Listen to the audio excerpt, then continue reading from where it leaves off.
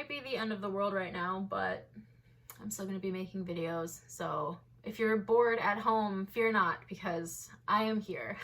What's up, fellow weirdos of the internet, and welcome back to my channel. If you're new here, hello, my name is Ray Roddingwell, and I'm a special effects artist, costume designer, character designer, and character actor, and I'm here to talk about my favorite things. Today, we are going into part 2 of my character designing series. If you missed the first part, fear not, I will leave a link in the description below so you can catch up. This video, we're going to be talking about naming your character, and I feel like naming a character is such a big, important part of character designing. It will really make or break a character, and I feel like it almost gives your audience a little bit of a hint as far as what they're going to be in store for. So through my years of character designing, obviously I've had to name each and every one of the characters that I've made for Fright Nights.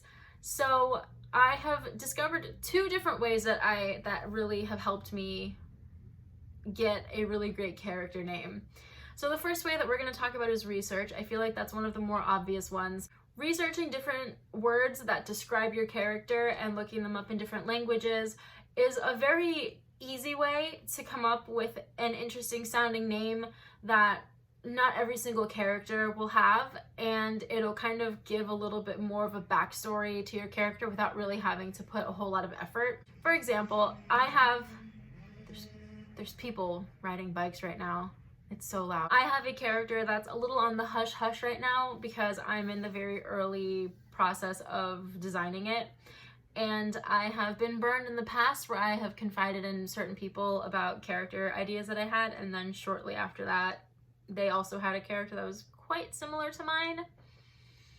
But we're not here to talk about that. This character was a post-apocalyptic style character, and I was trying hard to think of a character name that described it perfectly without sounding too Mad Maxy, or wasn't something that had to do with industrial type things, because I felt like that was very overdone. So I was typing in different words that described my character, and even with those words, I looked up synonyms of those words and as many things as I possibly could, and I went through each of those words and I looked them up in different languages, and I basically went down this crazy rabbit hole, and I ended up coming up with the perfect name for this character that described it, gave a little bit of mystery to it while simultaneously giving you a better idea as far as what this type of character is going to be when you encounter it. That's a really great way to come up with character names that aren't super used up all the time. If I see another clown named Giggles or Slappy or something else, like I'm gonna lose it!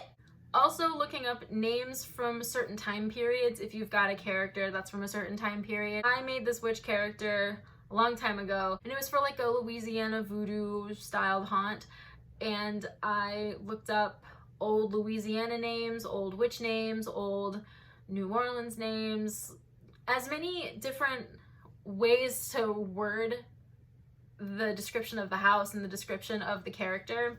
I typed into Google as many times as I could, and I found a bunch of really interesting names, and I eventually landed on Alzaphine. Alzaphine stuck out to me the most, and I felt like it was really old and unique sounding.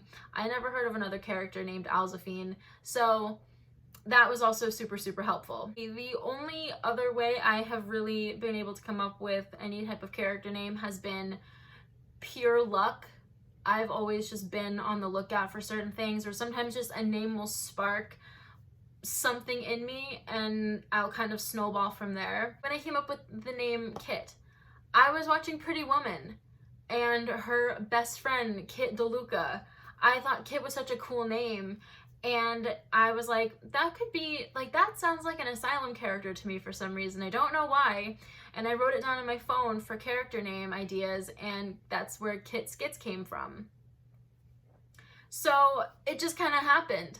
I saw one of my characters' names on a license plate and it sounded cool, and I looked up if that was an actual word and if it meant something, and it was like a time of worship for a certain religion, and I used it for my demon character. Like, sometimes you just have to be on the lookout and always keep your character in mind when you're in the designing phase, because you never know what's going to come out that will inspire you to do something new with it. That pretty much does it for this video. I hope these little tips were helpful, and when it comes time for you to design a character, you'll be able to put these tips to practice and come up with a super cool name for one of your characters.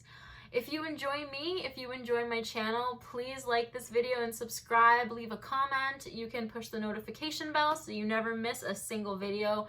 Thank you so much for watching. Have an awesome day, and I will see you in the next video.